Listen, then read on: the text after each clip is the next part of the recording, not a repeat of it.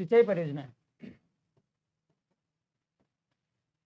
वैसे मैं आपको बता चुका हूं कि परियोजनाएं क्या होती हैं, सिंचाई परियोजनाएं क्या होती हैं, बहुउद्देशीय परियोजनाएं क्या होती हैं। लेकिन फिर भी आज एक बार फिर से हम देख लेते हैं परियोजनाएं क्या होती हैं और सिंचाई परियोजनाएं क्या होती हैं, बहुउद्देशीय परियोजनाएं क्या होती हैं। Raveena, good morning sir. Good morning आप सभी को। ठीक है, तो ध्यान रखना सिंचाई परियोजनाओं के बारे में जब जब हम जानकारी लेंगे तब ध्यान रखना, जैसे कि एक जनरल सी टर्म समझे, परिभाषा में बाद में बताऊंगा, पहले आप ये समझें कि अगर फसल की है, आपने खेती की है, खेती करी है, फसल उगाई है, उसके अंदर बीज डाला है, उसमें या तो पानी दो तरह से मिल सकता है, या तो मिल सकता है हमें वर्षा के माध्यम से, और या हम कह दें कि कृत्रिम रूप से हम फसलों को क्या दे सकते हैं, पानी दे सकते हैं। तो दो ही हमारे पास सोर्सेज होते हैं किसी भी फसल को उगाने से लेके पकाने तक। ठीक है, तो हम कह सकते हैं कि फसलों के लिए इसकी परिभाषा लिखेंगे, क्या लिखेंगे, फसलों को कृत्रिम रूप से, फसलों को कृत्रिम रूप से क्या देना, पानी देना, जिसके अंतर्गत आप कुएं देखेंगे, नलकूप देखेंगे, जो हमने देख भी लिए थे, कुएं हो गए, नलकूप हो गए, तालाब हो गए, नहरें हो गई, ये सारे सोर्सेज हैं, संसाधन है।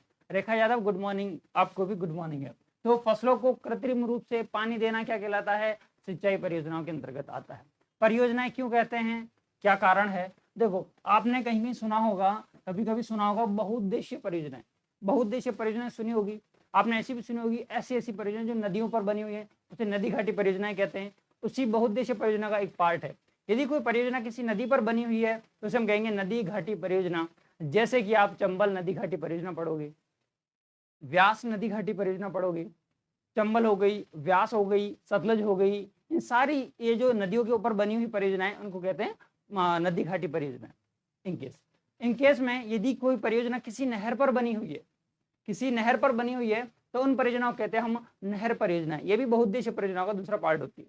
तो मैं कह सकता हूं कि परियोजनाओं को यदि हम विभाजन किया जाए, क्या किया जाए, यदि परियोजनाओं को हम क्या करते हैं, विभाजन करते हैं, तो इनको हम कितने भागों में बांट सकते हैं, फटाफट से कमेंट बॉक्स में कमेंट आंसर करें, आंसर कमेंट करें कि परियोजनाओं को हम कितने भागों में बांट सकते हैं। चर्चा मैं कर चुका हूँ परसों की वीडियो में, है ना। तो फटाफट से, जब तक मैं लिख रहा हूँ बोलूंगा नहीं, आप फटाफट बताएं कि परियोजना कितने भागों में बांट सकते हैं हम। 4 भागों में बांट सकते हैं। यस और नो, हाँ या ना तो बोल ही सकते हैं, हाँ या ना तो बोल ही सकते हैं, जिसमें से बोलोगे कि नहीं, हाँ या ना तो बोल दो कि हाँ सर परियोजना को हम 4 भागों में बांट सकते हैं। बांट सकते हैं क्या, बिल्कुल बांट सकते हैं। कौन कौन सी होंगी वो देखें। तो जो पहली परियोजना होगी उन्हें हम कहते हैं बहुउद्देशीय परियोजनाएं। कौन सी परियोजनाएं, बहुउद्देशीय परियोजना। पहली कौन सी है, बहुउद्देशीय परियोजना।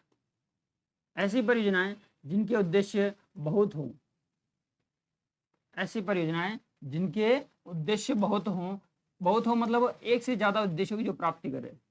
बहुउद्देशीय परियोजना। बहुउद्देशीय सिंचाई परियोजना, सिंचाई के काम लेंगे तो सिंचाई परियोजना, पीने के पानी के लेंगे पेयजल परियोजना, यदि जैव विविधता के संरक्षण के लेंगे जैव विविधता संरक्षण परियोजना, यदि हम इसी पानी से जल का क्या करें, विद्युत उत्पादन करें तो उसे कहेंगे जल विद्युत परियोजना। ठीक है ना। तो बहुउद्देशीय परियोजना एक पार्ट हो गया इसका मोटा मोटा। दूसरा पार्ट जब हम देखते हैं तो ऐसी परियोजनाएं, कुछ ऐसी परियोजनाएं होती है जो कि बहुत बड़ी होती है, उन्हें कहते हैं वृहत परियोजनाएं। वृहत सिंचाई परियोजना, क्या कहते हैं, वृहत सिंचाई परियोजना।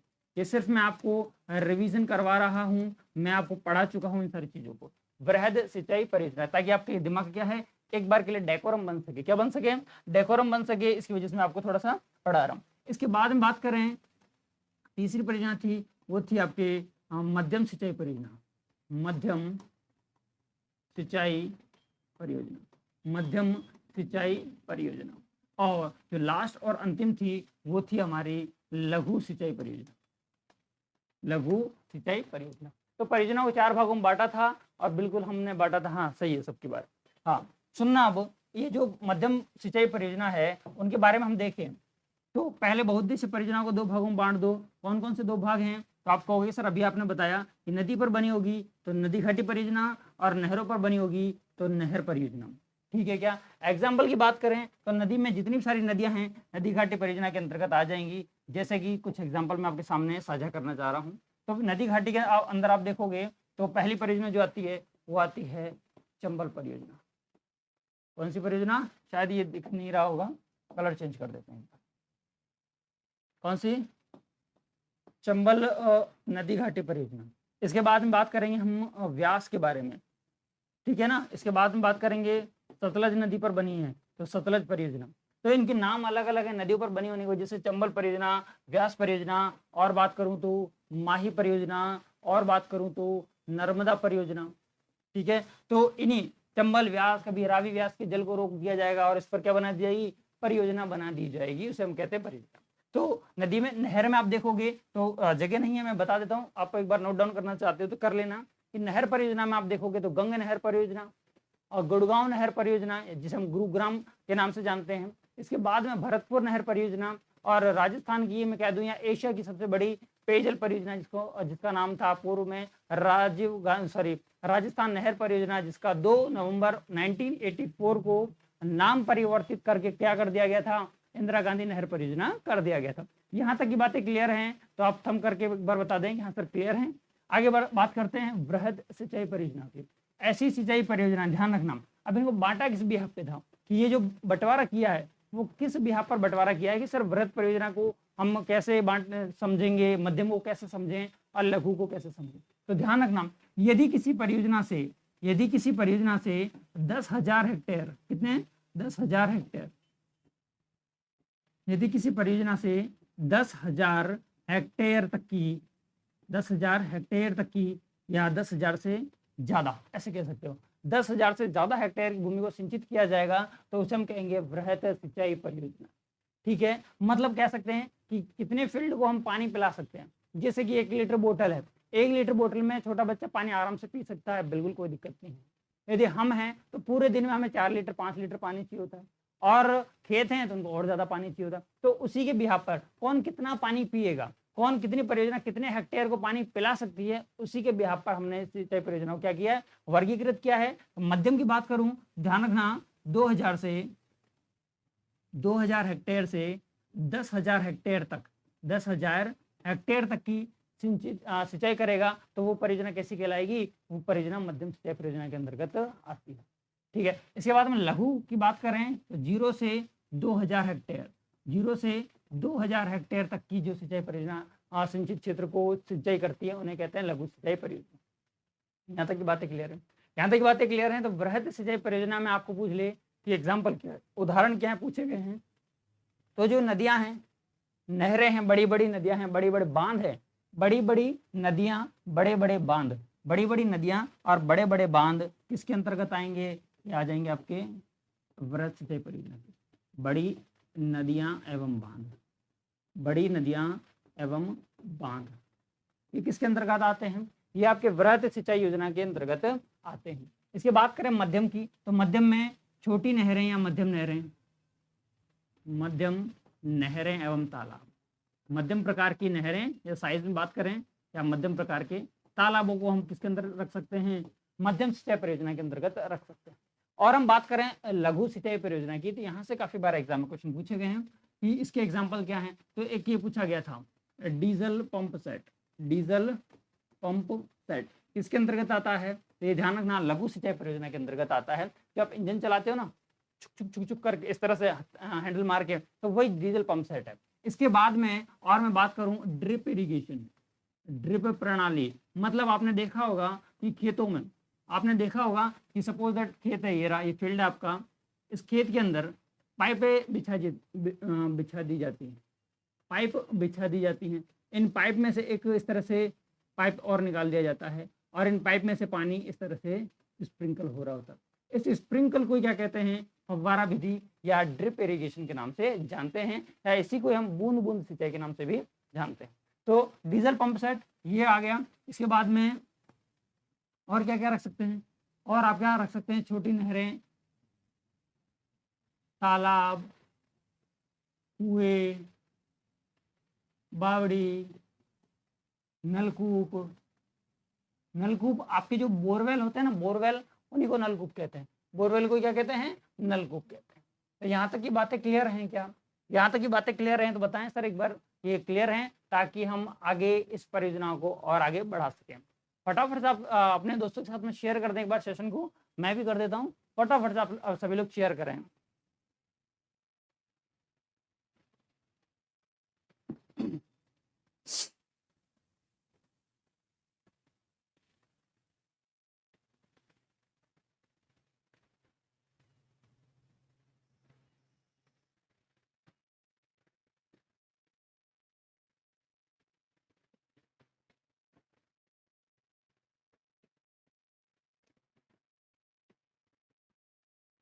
हो गई क्या? यहाँ तक की बातें क्लियर हैं तो बढ़ते हैं आज हम अगली नहर के बारे में। ठीक है, रेखा यादव क्लियर है, बहुत बढ़िया।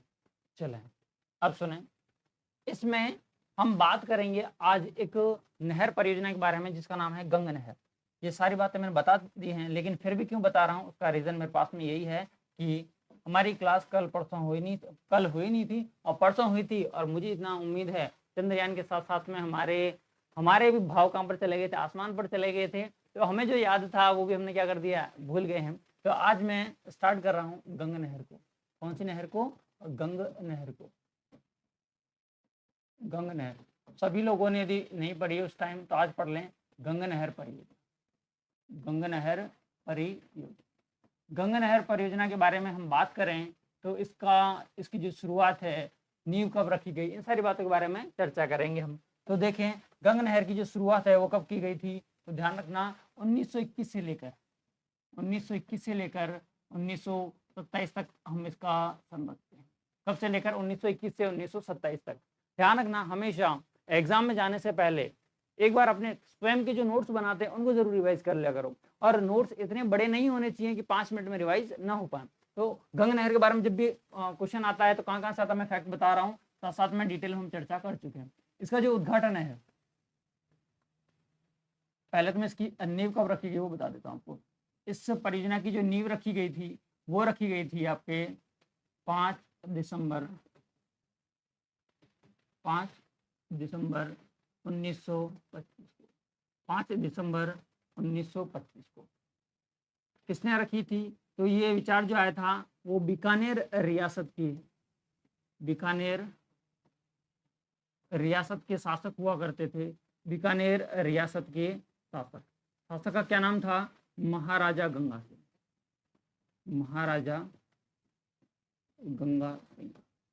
महाराजा गंगा सिंह ने कहा कि जब भागीरथ स्वर्ग से गंगा ला सकता है तो हम क्या मरुस्थलीय क्षेत्र में पानी भी नहीं ला सकते? तो गंगा सिंह ने कहा बिल्कुल ला सकते हैं, तो क्यों नहीं लाएंगे, और लेके आएंगे। तो जिद थी गंगा सिंह की, तो गंगा सिंह की नाम से नहर का भी नाम क्या हो गया? गंग नहर हो गया। और बात करें हम 11 अक्टूबर की, इसके उद्घाटन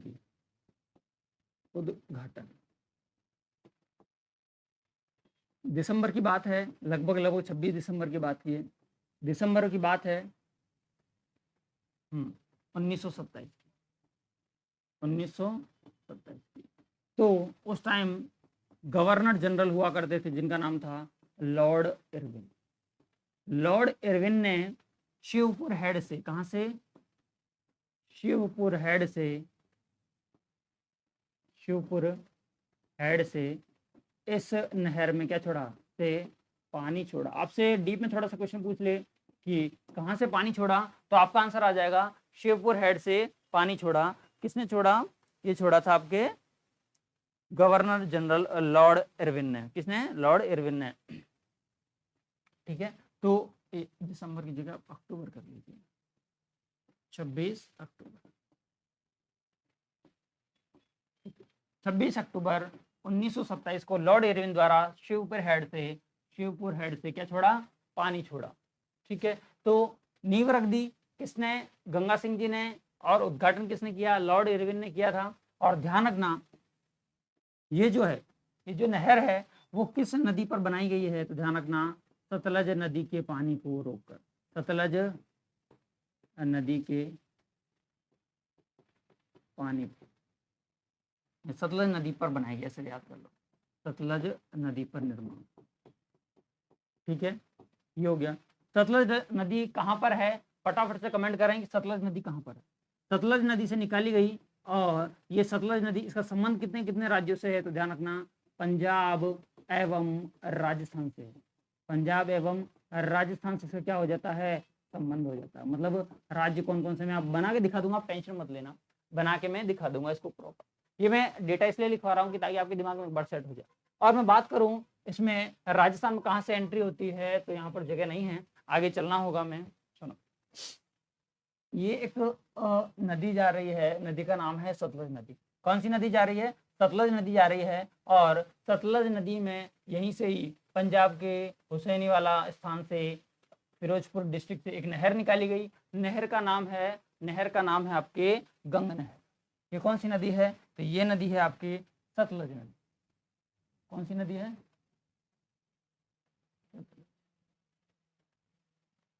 सतलज नदी। क्लियर है। कलर कॉम्बिनेशन कोई दिक्कत तो नहीं, फटाफट एक बार देख लें, मैं भी एक बार देख लेता हूँ कलर कॉम्बिनेशन में कोई दिक्कत तो नहीं है। यदि कोई कलर कॉम्बिनेशन में दिक्कत आ जाती है तो एक बार मुझे कमेंट जरूर कर दिया करें, और या कहीं वॉइस को लेकर कोई समस्या हो रखी हो तो मुझे बता दिया करें। थोड़ा सा ठीक है, थोड़ा सा मुझे भी ब्लर दिख रहा, मतलब कलर में थोड़ी सी समस्या है। ठीक है, अगली बार से रेड कलर को यूज नहीं किया जाएगा। ओके, तो कौन सा कलर यूज करेंगे, तो बढ़िया सा, ठीक है। ओके, तो सतलज नदी वापस लिखना पड़ेगा क्या, लिख दूं, चलो लिख देता हूँ।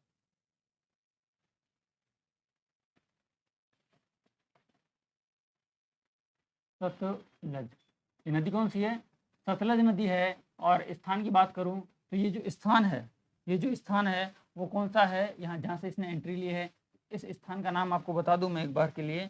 इस स्थान का नाम है आपके हुसैनी वाला। कौन सा है, हुसैनी वाला। और ये हुसैनी वाला स्थान कहाँ पर आता है, हुसैनी वाला स्थान जो आता है वो आता है आपके पंजाब में।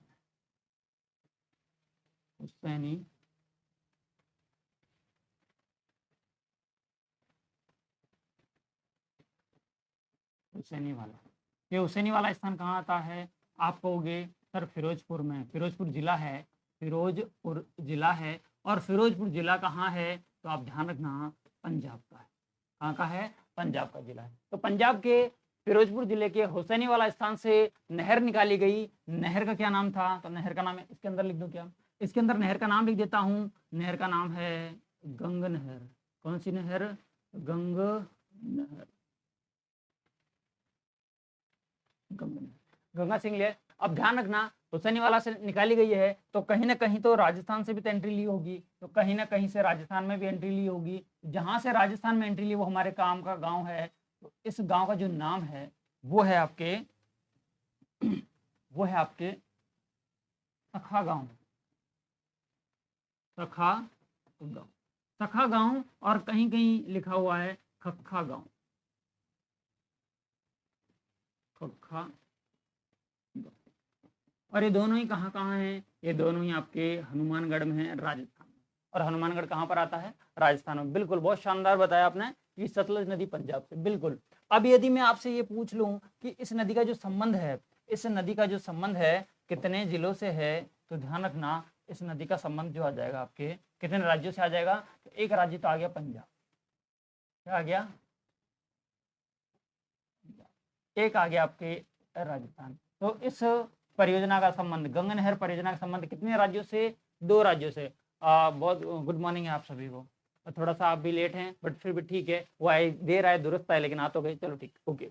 तो हम क्या पढ़ रहे हैं ये बताने में मुझे कतई जरूरत है नहीं। क्यों जरूरत नहीं, मैं बता देता हूँ। क्योंकि आप यदि मेरे साथ चाय पी लेंगे, क्या मेरे साथ यदि चाय पी लेंगे, मतलब सत्येंद्र मेरा नाम है, सत्येंद्र के साथ में चाय पियेंगे तो स से सत्येंद्र, स से सिंचाई, तो सिंचाई परियोजना के बारे में हम बात कर रहे हैं। सिंचाई परियोजना विद सत्येंद्र सर, है ना। तो चलें, राजस्थान में हम बात कर रहे हैं सतलज नदी। सतलज नदी राजस्थान और पंजाब से सीमा लगाते हुए एक नहर बनाई गई है जिसका नाम है गंग नहर। मतलब इनका संबंध 2 राज्यों से है, एक है राजस्थान से। तो राजस्थान में आप कहोगे सर इतना भी बता दो कि राजस्थान में कितने किलोमीटर है और पंजाब में कितने किलोमीटर। यदि हम राजस्थान की बात करें तो राजस्थान में ये सिर्फ 17 किलोमीटर तक है। कितने किलोमीटर तक की है, 17 किलोमीटर तक की है, जबकि 112 किलोमीटर पंजाब में है। 112 किलोमीटर पंजाब में है। और आपकी गणित मुझसे ज्यादा तेज है जितना मुझे पता है, तो ये इसका दोनों का आप सम करोगे तो कितना आ जाएगा, 7 और 2 9, 1 और 3, 129 किलोमीटर इसकी क्या हो गई, कुल लंबाई होगी। कुल लंबाई किसकी बता रहा हूं मैं, आप कहोगे सर गंगा नहर की बता रहे हैं। गंगा नहर की कुल लंबाई 129, आपको सॉरी सर पोलेट, ओके इट्स ओके। ध्यान रखना आप कि इस तरह से कभी डेटा याद मत किया करो। जैसे हम पशुधन पढ़ेंगे तो देखेंगे कि 133 + 6 = 139। अब आप कहोगे सर ये क्या, तब गाय की संख्या जब हम बात करते हैं तो 2012 में गाय इतनी थी 133 लाख, 6 लाख की वृद्धि हो गई, 6 लाख की वृद्धि हो गई, और 2019 में कितनी हो गई है 139। तो हमेशा डेटा आपको याद रखना हो तो इस तरह से बिना चाय पिए नहीं बताएंगे क्या सर, नहीं बिल्कुल बताएंगे, क्यों नहीं बताएंगे, बिना चाय के भी बता देंगे। बस उस दिन हम बिल्कुल नहीं बताएंगे जब आपका सिलेक्शन हो जाएगा और आप लड्डू लेके नहीं आओगे, है ना, उस दिन तो बिल्कुल नहीं चलेगा, आज से चलेगा। ठीक है, तो बात किसी कर रहे हैं हम, सतलज नदी की बात कर रहे हैं। इससे नहर निकाली गई, नहर का नाम गंगा नहर। गंगा नहर की कुल लंबाई 129 किलोमीटर, जिसमें से पंजाब की बात करूं तो पंजाब के साथ में 112 किलोमीटर की, जबकि राजस्थान के साथ में 17 किलोमीटर की सीमा लगाती है। ठीक है, इसके बाद में इतनी बहने के बाद में बात करें हम इसकी शाखाओं की, कहां से एंट्री ले ली, खत्म होगी बात यहाँ पर। अब सुनना, यहाँ पर इसकी शाखाएं हैं, शाखाएं किसी और पेन से निकाली जाए तो ज्यादा बेटर रहेगा, आई होप। एक शाखा ये रही,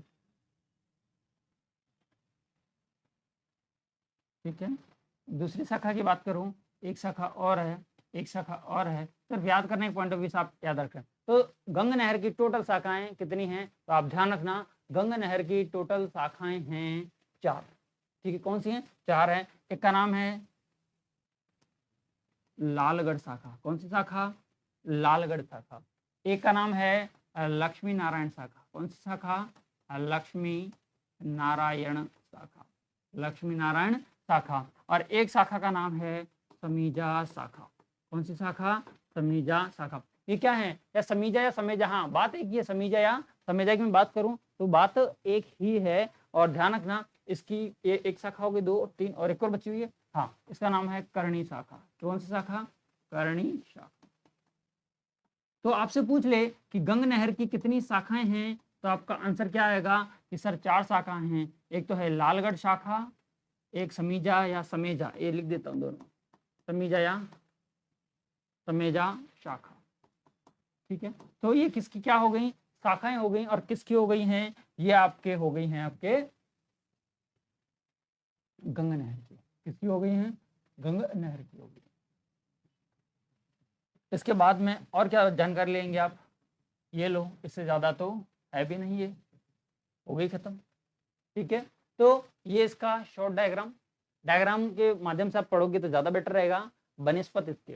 ठीक है, लेकिन हाँ डेट्स आपको यहाँ से क्लियर हो जानी चाहिए कि दिसंबर 1925 में नींव रखी गई थी, 1921 से 27 तक इसका निर्माण कार्य हुआ था, और 26 अक्टूबर 1927 को Lord governor general Lord Irwin द्वारा शिवपुर हेड से, कौन से हेड से, शिवपुर हेड से पानी छोड़ा गया और सतलज नदी पर इसका निर्माण किया गया है, या सतलज नदी के पानी को रोककर। और पंजाब और राजस्थान से इसका संबंध है, किससे, पंजाब और राजस्थान से। राजस्थान की जिलों की बात करो तो हनुमानगढ़ और गंगानगर।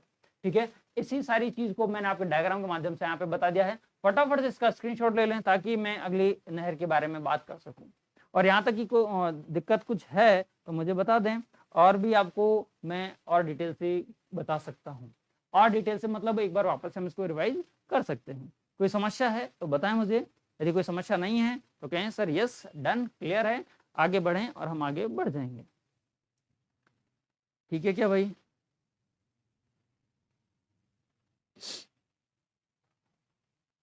5 सितंबर गंगा नहर परियोजना का बर्थडे, 5 सितंबर, 5 सितंबर, एक बार डेट क्लियर करें, 5 सितंबर को है भाई, 5 सितंबर गंगा नहर परियोजना का बर्थडे। ठीक है, हाँ वो आप उसमें हो सकते हो, लेकिन ध्यान रखना इसमें जो नींव रखी गई थी वो 5 दिसंबर को रखी गई थी। हाँ फिर भी लगता है यदि आपको आपको ये 5 सितंबर जो डेट बता रहे हैं आप मुझे थोड़ा सा क्लियर करें, नींव को लेकर है या उद्घाटन को लेकर है? उद्घाटन की और नींव की मुझे जितना पता है, जितना मेरे नॉन में है, मैं ये नहीं कह रहा गलती मुझसे नहीं हो सकती है इनके इफ एंड बट के केस में, बट श्योर हूँ मैं शायद 5 दिसंबर ही होगा। ठीक है, एक बार और चेक कर लें। बाकी आपकी गंगा नहर परियोजना समाप्त होती है यहाँ पे। इसका स्क्रीनशॉट हो गया होगा, एक बार इसका भी स्क्रीनशॉट ले लें ताकि हम और आगे बढ़ सकें। ठीक है क्या? बिल्कुल, चलें। ओके, अब हम जो अगली नहर के बारे में बात कर रहे हैं उस नहर का नाम है गुड़गांव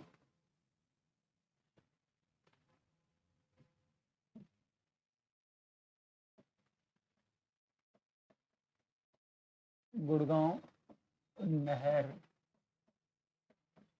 परियोजना, या जिसे हम गुरुग्राम नहर परियोजना के नाम से। चलो, जब तक आप मुझे ये बताओ ये जो परियोजना है उसका संबंध कितने राज्यों से, इसका संबंध कितने राज्यों से, फटाफट बताएं। इस परियोजना का संबंध कितने राज्यों से है गुड़गांव नहर का? वैसे आप वैसे ही क्लियर हैं, वैसे ही आपको क्लियर है इन सारी चीज़ों को लेकर, बट फिर भी मैं आपसे पूछना चाहूँगा, गुड़गांव नहर परियोजना। ठीक है, ध्यान रखना ये जो परियोजना है वो निकाली गई है, जिस नदी से निकाली गई है उस नदी का नाम पहले लिख देता हूँ ताकि आपके सामने नदी क्लियर हो सके। नदी का नाम है यमुना नदी। और जब भी इस परियोजना को पढ़ेंगे तो इसके साथ साथ में आपको, हाँ बिल्कुल बिल्कुल सही बात है, आपका आंसर बिल्कुल सही आ गया है। एक तो इसका राजस्थान से और इसका दूसरा संबंध है उत्तर प्रदेश, राजस्थान और उत्तर प्रदेश। ठीक है क्या? बिल्कुल सही। अब बात कर रहे हैं गुड़गांव नहर परियोजना की, हरियाणा राजस्थान। रेखा यादव थोड़ा सा देख लें। हाँ, बट आप ये कह सकते हो कि जो गुड़गांव है वो हरियाणा में आता है। बिल्कुल सही कह रहे हैं, बिल्कुल सही कह रहे हो आप, हरियाणा में आता है। तो आप इसके साथ साथ में लिखना चाहो तो हरियाणा भी आप लिख सकते हैं।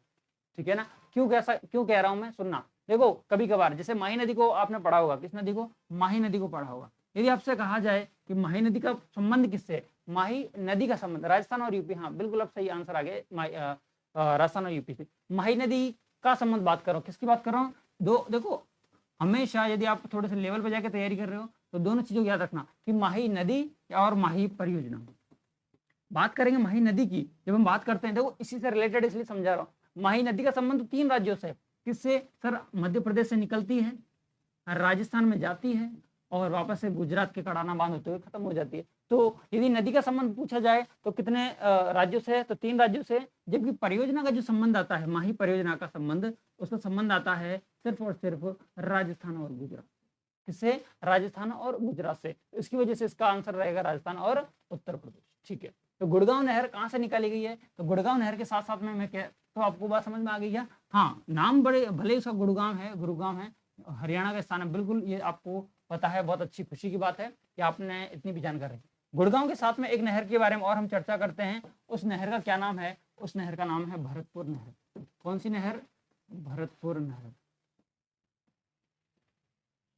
भरतपुर नहर। इन दोनों परियोजनाओं को जब भी मैं पढ़ाता हूँ तो एक साथ में पढ़ाता हूँ। उसका रीजन है कि ये दोनों ही जो परियोजना है भरतपुर को लाभान्वित करती हैं। किसको लाभान्वित करती हैं? भरतपुर को लाभान्वित करती हैं। और भरतपुर को लाभान्वित करती हैं इसी की वजह से ही, और निकलती भी सेम ही जगह से, एक ही स्थान से। चलो, भरतपुर नहर का संबंध बता दें कहाँ से है। तो ध्यान रखना, ये दोनों परियोजना किस नदी पर हैं? यमुना नदी पर। कौन सी नदी पर है? तो ये नदी पूछ ले तो आपका आंसर आ जाएगा यमुना नदी। ठीक है, गुड़गांव नहर कहाँ से निकलती है? गुड़गांव नहर कहाँ से निकलती है ये आपको ध्यान रहे तो ज्यादा अच्छा रहेगा। तो ये ध्यान रखना, आगरा के निकट से ये नहर निकाली गई है। किसके निकट से? आगरा के निकट से ये नहर निकाली गई, आगरा के निकट से। जब ये कहाँ से निकाली गई है तो ये ध्यान रखना, दिल्ली का एक स्थान है, और स्थान का नाम है ओखला। अब देखो, 2 चीजें इसके अंदर कॉमन है कि कहाँ से निकाली गई है? ये यमुना से निकाली गई है। ठीक है सर, ये भी यमुना से निकाली गई है। अंतर कहाँ पर? देखो, ये आगरा के निकट से निकाली गई है, जबकि ये दिल्ली के निकट से निकाली गई है। दिल्ली के निकट से निकाली, देखो इसीलिए आगरा के निकट से निकाली गई, इसलिए इसका यूपी आंसर रहेगा। ओके, ठीक है। हाँ, तो ये भी यमुना, ये भी यमुना, ये आगरा के निकट से, ये दिल्ली की ओखला के निकट से। ये कहाँ पर जाएगी, ये आपके राजस्थान में भरतपुर को लाभान्वित करेगी। किसको लाभान्वित करेगी, भरतपुर को लाभान्वित करेगी। ये भी किसको लाभान्वित करेगी, ये भी आपके भरतपुर जिले को जल आपूर्ति कराती है, भरतपुर। ठीक है क्या। और मैं बात करूं आगे की, तो ध्यान रखना ये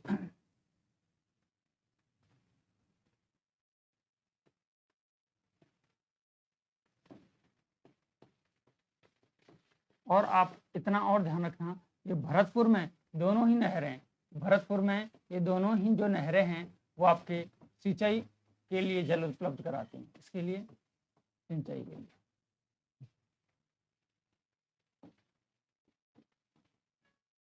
किसके लिए जल उपलब्ध करवा रही हैं, सिंचाई के लिए। और ये भी किसके लिए उपलब्ध करवाएगी, जल, सिंचाई के।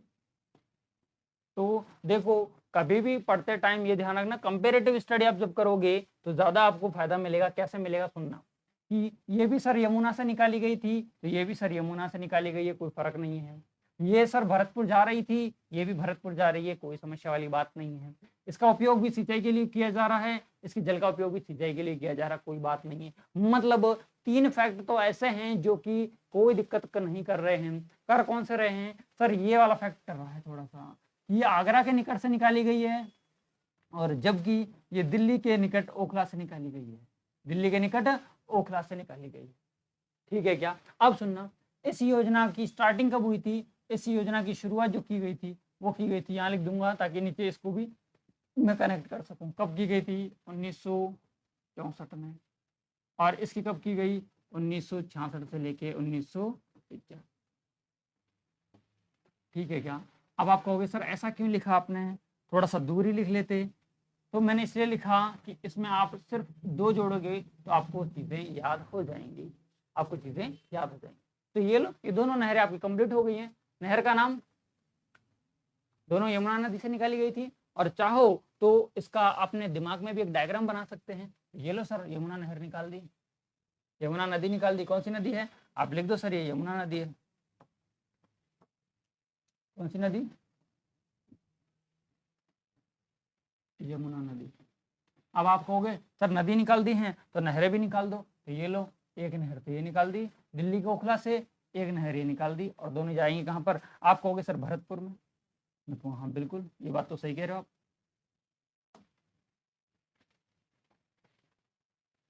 तो ये जिस जिले को लाभान्वित करती हैं उस जिले का नाम है भरतपुर।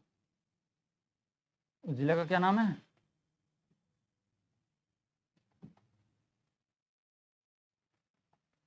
भरतपुर।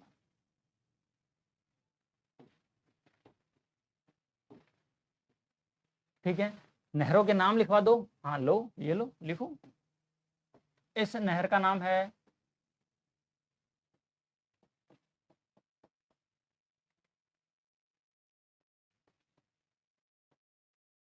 गुड़गांव नहर, और इस नहर का क्या नाम आ जाएगा, इस नहर का नाम आ जाएगा भरतपुर नहर।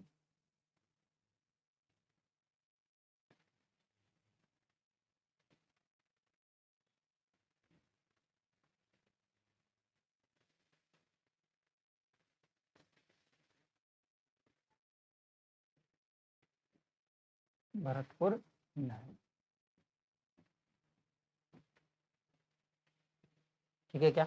हाँ सर, अब सर इतना भी करवा दिया है तो थोड़ा डायग्राम और बनवा दो। बोलो क्या बनवाएं, तो आप कहोगे सर गुड़गांव नहर का टाइम भी लिखवा दो। तो 1964, 1964 आप कहोगे सर इसका लिखवा दिया है, इसका भी लिखवा दो, तो लिख लो 1966 से 86 या 85 तक।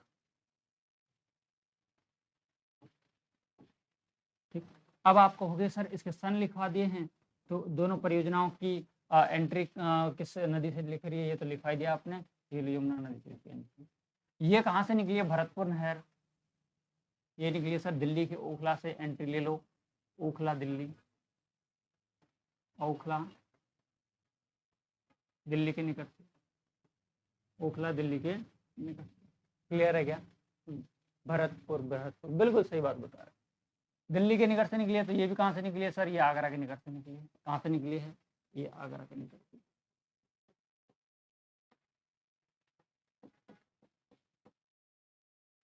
सही है क्या, यहाँ तक ये बातें क्लियर हो रही हैं क्या, फटाफट सभी बताएं।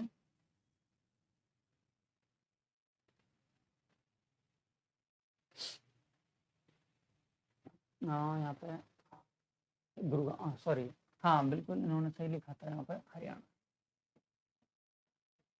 गुड़गांव ये हरियाणा हो जाएगा। और ये जो नहर है सेकंड वाली, इसका संबंध होगा राजस्थान और यूपी से। बिल्कुल सही लिखा था आपने, उत्तर प्रदेश। ठीक, हाँ ठीक है। इस डायग्राम में आगे मैं बता देता हूँ आपको इसका संबंध किस जिले से है। इसका संबंध जो है, सॉरी, किन किन राज्यों से। गुड़गांव है तो राजस्थान और हरियाणा, इधर आ जाएगा तो राजस्थान और उत्तर प्रदेश, उत्तर प्रदेश। इसी गुड़गांव नहर को एक अन्य नाम या इसका नया नाम यमुना लिंक नहर, कौन सी नहर, यमुना लिंक नहर के नाम से भी जानते हैं। कौन सी नहर के नाम से जानते हैं, यमुना लिंक नहर के नाम से भी इसको जानते हैं। नया नाम क्या हो गया, यमुना लिंक नहर। ठीक है, ये लो आपकी नदी हो गई, बस थोड़े से इसमें पानी बहाना बाकी है, बाकी तो खून की नदियां बह जाएगी, पानी नहीं बहाया तो। ठीक है ना, हो गया।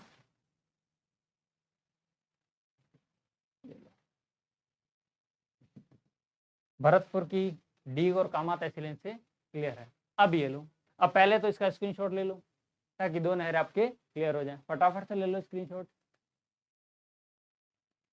ठीक है, इसके बाद में अब ले लो इसका स्क्रीनशॉट, फटाफट कर लो। देखो ध्यान रखना, एग्जाम में कभी भी इस तरह से नहीं है कि पूरे नोटबुक को लेके बैठो, बस ऐसे डायग्राम ले लिया करो। डायग्राम से क्या होगा, आपको चीजें अच्छे से क्लियर हो जाएगी। और आपको ऐसा लगता है कि नहीं सर हमें तो लिखवाओ, तो देखो ये रहा लिखा हुआ है ना। अब आपको थोड़ा सा क्लियर लिखवा दो सर, तो और तो क्या ही क्लियर लिखवाएं, तो देखो ज्यादा क्या लिखना है, किस नहर से निकाली गई, यमुना से निकाली गई। ये कहाँ से निकाली गई, किस नदी से, सर यमुना से, ये भी निकाली गई है। ये गुड़गांव नहर का अन्य नाम, नया नाम बोल दूं तो यमुना लिंक नहर, यमुना लिंक नहर। और इसका नया नाम, सर इसका तो पुराना नाम ही ठीक है, नया नाम क्यों लिखवाते हो, ठीक है क्या। हाँ, यहाँ तक की बातें क्लियर है क्या, फटाफट से बता दें। रेखा यादव का आंसर आ गया है कि सर क्लियर है। चलो एक चीज मैं आपसे पूछ लेना चाहता हूँ कि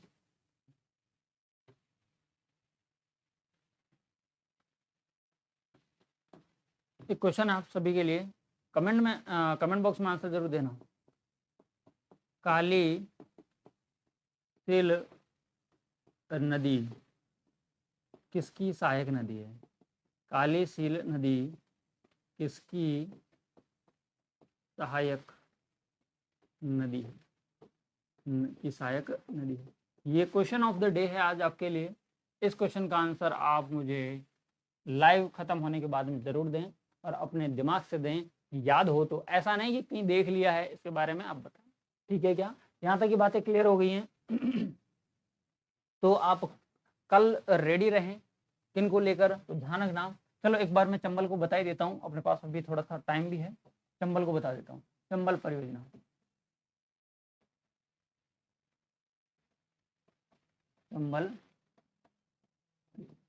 चंबल जो परियोजना है, चंबल नदी में मैंने बता भी दी थी। चलो अच्छा ये बताएं, चंबल परियोजना का संबंध कितने राज्यों से, फटाफट बताएं। मैं जब तक दूसरी परियोजना लिख रहा हूँ, परियोजना का नाम है माही परियोजना। कौन सी परियोजना, माही परियोजना। चंबल परियोजना और माही परियोजना, संबंध किन किन राज्यों से, फटाफट आंसर करें एक बार, फटाफट आंसर करें ताकि हम इस सेशन को आगे तक और बढ़ा सकें।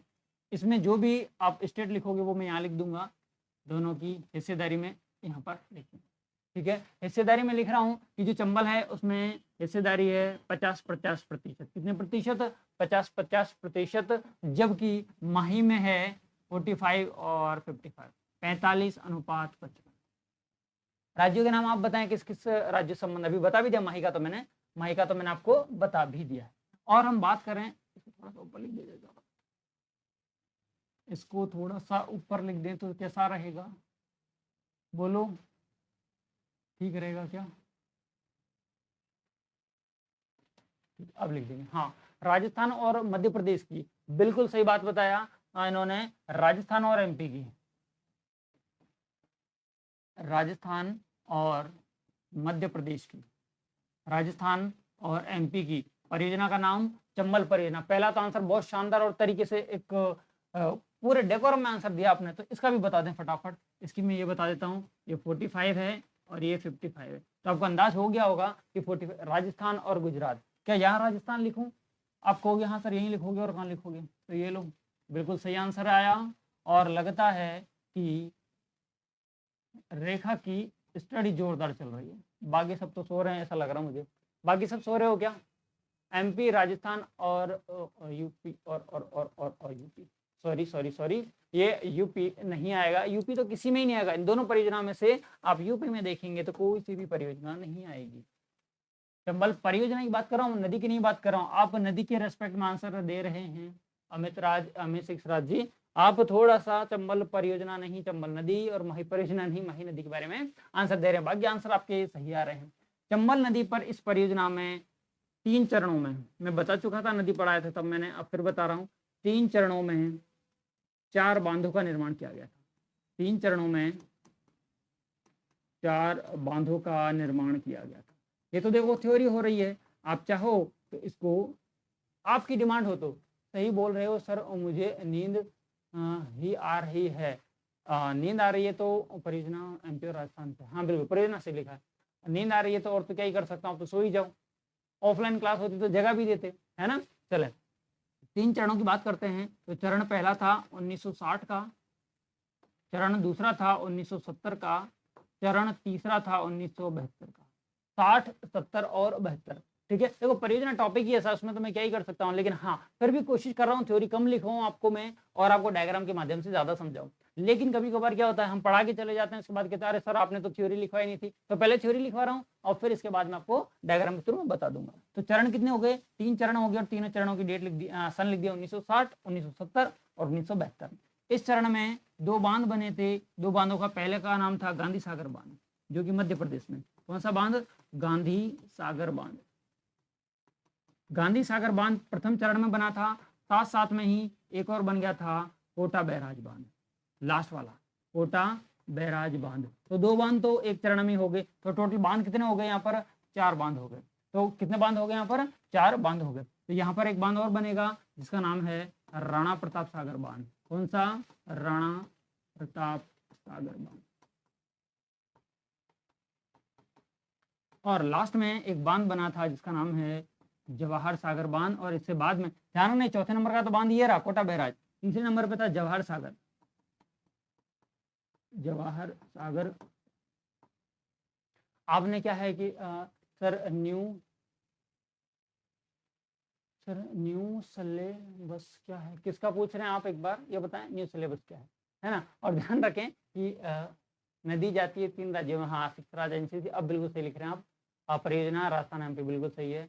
हाँ सर न्यू सिलेबस क्या है, किसका पूछ रहे हैं आप, एक बार बताएं। नरेंद्र सैनी जी, है ना। एक बार मुझे बताएं कि आप किसके सिलेबस के बारे में मुझसे पूछ रहे हैं। और सुनना, जैसे कि अभी थोड़ी देर पहले उन्होंने कहा था कि सर हमें ज़्यादा नींद आती है। तो देखो ज़्यादा नींद का तो ये है कि खाना थोड़ा कम खाओ, मेरी तरह हो जाओ स्लिम फिट, है ना, मेरी तरह हो जाओ, थोड़ा सा कम खाना खा के। तो बात कर रहे हैं कौन सी परियोजना की? चंबल परियोजना, और साथ साथ में माही परियोजना। माही परियोजना के साथ में भी 3 बांधों का निर्माण किया गया था। कितने बांधों का निर्माण किया गया था माही परियोजना के तहत? 3 बांधों का निर्माण। कितने बांधों का निर्माण? 3 बांधों का निर्माण किया गया था। और तीनों बांधों की चर्चा करूं तो पहला बांध था हमारा माही बजाज सागर बांध। कौन सा? माही बजाज सागर, माही बजाज सागर बांध, जो कि बोरखेड़ा बांसवाड़ा में है।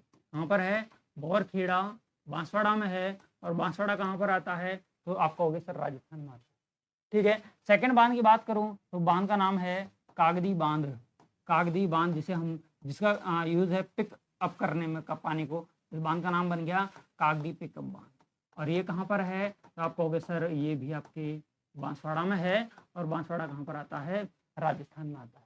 इसी नदी पर एक तीसरा बांध है, इसी नदी परियोजना पर तीसरा बांध है जो कि गुजरात में है, इसका नाम है कड़ाना बांध। कहाँ पर है? कड़ाना बांध गुजरात में है, आपके पंचमहल जिले में है। पंचमहल एक जिला है, और पंचमहल जिला कहाँ का है? आप कहोगे सर गुजरात का है, ठीक है। ये हो गई इसकी इस तरह से थ्योरी। लेकिन अब आपने कहा था कि सर ऐसे तो हम कैसे याद रखेंगे, ये याद रख लो। देखो नदी का नाम चंबल नदी, चंबल नदी, चंबल नदी ऐसे जा रही है। अब सुनना, चंबल नदी पर पहला बांध, पहली बात यहाँ लिख दिया करो चंबल परियोजना, क्या लिख दिया करो, चंबल परियोजना। चंबल परियोजना हिस्सेदारी लिख दिया करो पहले राजस्थान और मध्य प्रदेश के साथ में। सर कोई टेंशन नहीं है, 50% उसका और 50% हमारा, 50% उसका और 50% हमारा। यहाँ पर एक बांध बना हुआ है, बांध का नाम है इसका, जो भी मैंने बताया था, मध्य प्रदेश में है, बांध का नाम गांधी सागर बांध। चाहो तो आप डायग्राम से पढ़ो तो ज्यादा अच्छा रहेगा। गांधी सागर बांध कहाँ पर था सर, ये मध्य प्रदेश में। चंबल नदी पर सबसे लंबा बांध यही पूछे तो आपका यही बांध आता है, गांधी सागर बांध। इसके बाद में राजस्थान में इस पर 3 बांध बने हुए हैं। गांधी सागर के बाद में आता है राणा प्रताप सागर बांध। कौन सा बांध, राणा प्रताप सागर बांध। राणा प्रताप सागर बांध कहाँ पर है, आप कहोगे सर राजस्थान में है, और ये आपके चित्तौड़ में है, चित्तौड़ में है। बातों को ध्यान से रखते जाना, मैं बहुत सी चीजें लिख नहीं रहा हूँ, सिर्फ बोल रहा हूँ। इसके बाद में एक और बांध आता है इस नदी पर, इस नदी पर एक और बांध आता है, बांध का नाम है जवाहर सागर बांध। कौन सा बांध, जवाहर सागर बांध। जवाहर सागर बांध ये कहाँ पर है, आप कहोगे सर ये कोटा में है। कोटा कहाँ था है सर, राजस्थान। एक बांध, 2 बांध और 3 बांध, और चौथे बांध की मैं चर्चा कर दूं तो चौथा बांध आपका आ जाएगा, ये भी आपके कोटा राजस्थान में है, इसका नाम ही है कोटा बैराज, कोटा बैराज। ठीक है, ये लो आपको हो गया क्लियर। बताओ आपको डाउट है तो ये लो, ये परियोजना बन गई। कौन सी परियोजना, चंबल परियोजना। जो चीजें मैंने यहाँ पर लिखी थी वही चीजें मैंने यहाँ पर बता दी। ठीक है, चाहो तो और डिटेल लिखना चाहते हो ये लो लिख दो। गांधी सागर बांध 1960 में, और सबसे पहले चरण के थे 1960 में, ये 1970 में 1970, ये 1972 में 1972 में। ये पहले चरण का है, हाँ सर पहले चरण का है। ये पहले चरण का है, हाँ सर पहले चरण का है। ये दूसरे चरण का है, हाँ बिल्कुल दूसरे चरण का है। और ये तीसरे चरण का है, ये बिल्कुल तीसरे चरण का। 3 चरणों में 4 बांधों का निर्माण किया गया था। और आपसे कहे कि इसका ये चंबल नदी पर सबसे बड़ा बांध, चंबल नदी पर सबसे बड़ा बांध, चंबल नदी पर सबसे बड़ा बांध, सबसे बड़ा बांध ऑन चंबल, ऐसे याद रख सकते हैं। और आपसे कहे कि चंबल नदी पर राजस्थान में, चंबल पर राजस्थान में सबसे बड़ा बांध, सबसे बड़ा बांध, तो आप क्या आ जाएगा, चंबल में राजस्थान में सबसे बड़ा बांध। लेकिन बात कहाँ की है, राजस्थान की है, तब आपके राणा प्रताप सागर बांध आता है। ठीक है क्या, यहाँ तक की बातें क्लियर हैं। तो ये आप डायरेक्टली छाप भी सकते हो। बात करी हमने चंबल परियोजना के बारे में। इसी तरह से डायग्राम के माध्यम से ही और बात कर सकते हैं हम माही परियोजना के बारे में। ये लो माही नदी इसी तरह से थी क्या, हाँ सर इसी तरह से थी। इसके अंदर पानी सर, ये लो पानी आ गया। इस पर राजस्थान में और गुजरात में, मतलब तो हमारा एमपी तो ये रहा, हमें मतलब है राजस्थान से, किससे, राजस्थान से। हमें मतलब है गुजरात से, हाँ सर ठीक है। मतलब है तो मतलब रखो, तो मतलब है तो लो एक बांध ये बना दिया, राजस्थान में एक बांध ये बना दिया, राजस्थान में एक बांध ये बना दिया। 3 बांध बन चुके हैं। हाँ सर बातों बातों में तो बना दिए हैं, हाँ या ना, बताएं एक बार। यहाँ तक की बातें हाँ चलो क्लियर है। अब तो नींद उड़ गई, अब तो नींद उड़ गई होगी शायद। ठीक है, डायग्राम के माध्यम से ये लो, पहला जब बांध जो बना है वो आपके बांध था माही बांध, जिसको हम कहा था माही बजाज सागर बांध। माही बजाज सागर बांध था कहाँ, तो मैंने बताया था बोरखेड़ा। बोरखेड़ा, बोरखेड़ा कहाँ आता है,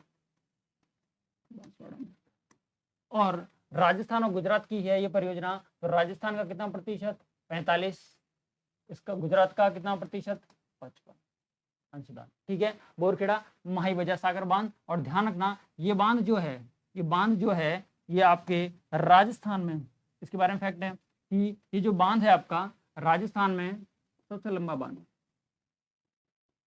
सबसे लंबा बांध कौन सा है, यही है 3109 मीटर के समथिंग, 3109 मीटर के समथिंग। ठीक है, माही बजाज सागर बांध के बारे में बात हो गई। एक बांध इस पर और आ जाता है, बांध का नाम है आपके कागदी बांध। कागदी बांध जो पिकअप के लिए काम आता है, तो इसका नाम हो गया कागदी पिकअप बांध, कागदी पिकअप बांध। ये कहाँ पर है आप कहोगे, तो मैं कहूँगा जहाँ पर कोई आता जाता नहीं, जहाँ पर बांस सबसे ज्यादा मिलते हैं, बांसवाड़ा जहाँ पर मैग्नीज सबसे ज्यादा, उड़ गई सरनींद, ओके ठीक है। तो कागदी पिकअप बांध, बांसवाड़ा, बांसवाड़ा को 100 द्वीपों का शहर भी कहते हैं। और बांसवाड़ा में जब हम खनिजों की बात करते हैं तो यहाँ पर आपको कालाकूट, लिलवानी, तलवाड़ा, टिमोरिया, ये सारी जगह मैग्नीज के लिए फेमस है। और ये क्वेश्चन भी पूछा गया है कि कालाकूट, तलवाड़ा और ये टिमोरिया ये किसके खनिज के उत्खनन के लिए फेमस हैं, तो आपका आंसर रहेगा मैग्नीज। और ये कहाँ के हैं, तो ध्यान रखना बांसवाड़ा। तो कागदी पिकअप बांध, ये दोनों बांध कहाँ पर हो गए, सर ये दोनों बांध राजस्थान में हो चुके हैं। तीसरा बांध जो आता है वो आपके आता है, बांध का नाम है कड़ाना बांध। कौन सा बांध, कड़ाना बांध। कड़ाना बांध आता कहाँ है, तो मैं कहूँगा कि पंचमहल एक जिला है। आप कहोगे सर हमारे राजस्थान में तो ऐसा मैंने कभी नहीं सुना है पंचमहल। हाँ मैं कहूँगा कि बिल्कुल आपने राजस्थान में नहीं सुना होगा। क्यों, क्योंकि ये जिला है कहाँ का, आप कहोगे सर गुजरात का है, फिर तो गुजरात का है। तो बात क्लियर हो गई कि महाई नदी परियोजना कितने कितने प्रतिशत हिस्सेदारी, तो आप कहोगे कि सर आपने हिस्सेदारी बता तो दी है, अब बार बार हमसे क्या पूछ रहे हो कि 55 और 45। स्टेट की बात करें तो गुजरात और राजस्थान से संबंध है। परियोजना कहाँ कहाँ कौन कौन से इस पर बांध बने हुए हैं, तो आपने बता दिया सर माही बजाज सागर बांध है। इसके बाद में एक आपका बांध आ जाता है कागदी, इसको तो बॉक्स में फिट नहीं कर पाएंगे, कागदी पिकअप बांध है। और दूसरा आपका आ जाता है कड़ाना बांध। तो इस परियोजना पर गुजरात में, हाँ बिल्कुल गुजरात में कड़ाना बांध है, बिल्कुल ठीक है। तो ये दोनों परियोजनाएं डायग्राम से भी हो गई और ये दोनों परियोजना थ्योरेटिकल फॉर्मेट से भी हो गई हैं। तो यहाँ तक मैं करता हूँ अपनी वीडियो को समाप्त। और ध्यान रखना कल आप आओ तो इंदिरा गांधी नहर परियोजना को, किसको, इंदिरा गांधी नहर परियोजना, जिसे हम कहेंगे IGNP। और सबसे महत्वपूर्ण परियोजना आपकी यही है इंदिरा गांधी नहर परियोजना। इसके बारे में हम कल विस्तृत रूप से चर्चा करेंगे। आज के लिए मैं विदा चाहूंगा आप सभी से। आप सभी ने मुझे सुना, इसके लिए काफी धन्यवाद। आज के लिए इतना ही, फिर मिलते हैं नए वीडियो के साथ में। जय हिंद।